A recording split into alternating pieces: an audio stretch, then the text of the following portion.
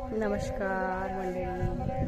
आज सर्वप्रथम आमच्या येथील श्री रेणुका माता संस्थान चिखली आणि बजरंगबली जय महाहनुमान जन्मोत्सवाच्या आपल्याला खूप खूप शुभेच्छा.